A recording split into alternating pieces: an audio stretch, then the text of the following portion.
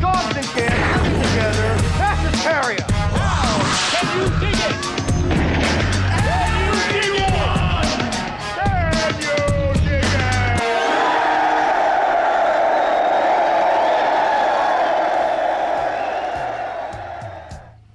What's up, you cocky cowpokes, and welcome back to the Lucid Nightmare. I'm your host as always, Jay Schatzer, and today I have a fantastic combo flick lined up with a little bit of dinosaur, a little bit of cowboys, and a whole hell of a lot of awesome. It is Jim O'Connelly's 1969 masterpiece and one of Ray Harryhausen's best stop motion work. It is the Valley of Gwangi, and this one is fantastic. So let's jump right in. Here is the Valley of Gwangi.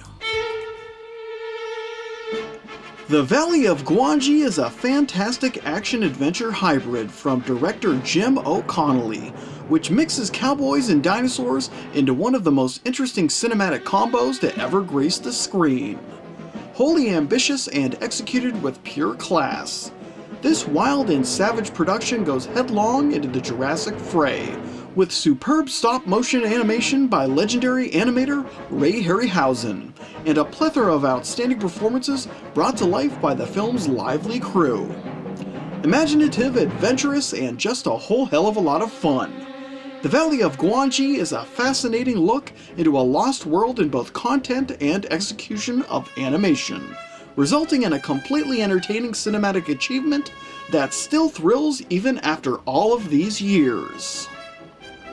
The film follows a fame-seeking cowboy scoundrel named Tuck Kirby, who after riding into a small Mexican town, reunites with an old flame named TJ Breckenridge, a gorgeous stunner who heads up a traveling circus and Wild West show.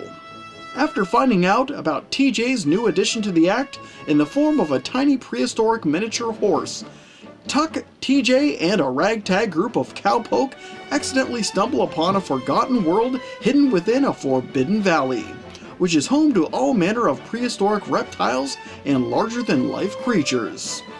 Now that the past is unexpectedly clashed with the present, will anyone be safe now that the world is exposed to the secrets in the Valley of Gwangi? With an assortment of charismatic characters and wacky personalities, The Valley of Gwangi is a fun and colorful film to get lost in.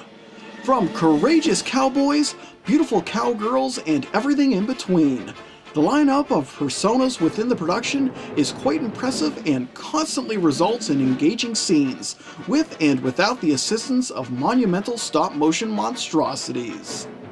The slick heroes, opportunistic scoundrels, and dinosaur wranglers of this splendidly primal masterpiece are James Franciscus as Tuck Kirby, a handsome square-jawed fortune seeker who gets swept up in the scheme of a lifetime. Gila Golan as TJ Breckenridge, the drop-dead gorgeous performer whose heart belongs to Kirby and the circus. Curtis Arden as Lope, a young orphaned local guide who befriends Tuck and assists him on his adventures.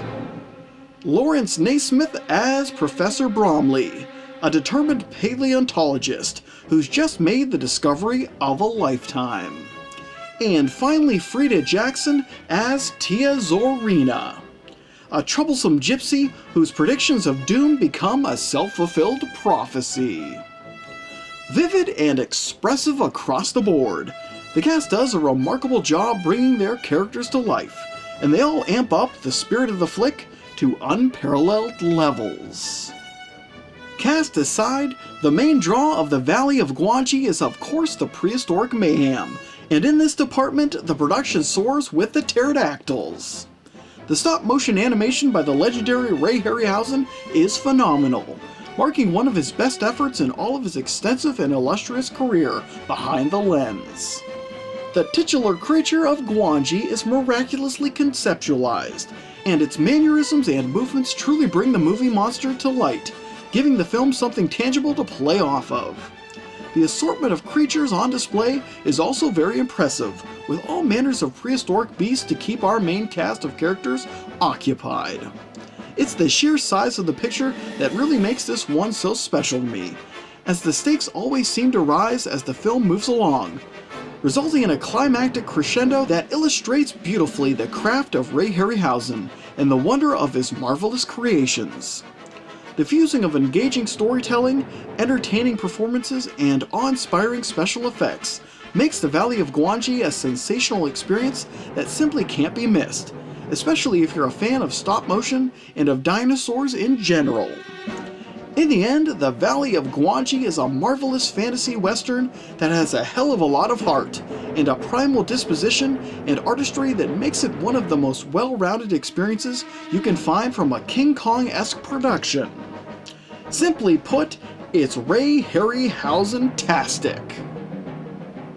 And there you have it, you dashing dinosaur wranglers. That is the very amazing, total masterpiece and beautiful stop-motion classic. That is the Valley of Gwangi.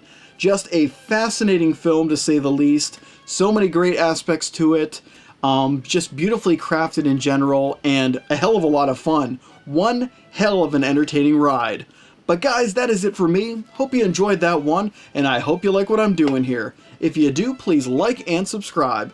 And if you have some time in your hands, leave a comment below because I love hearing from you guys. But until then, I will see you all at the next movie review. Take care.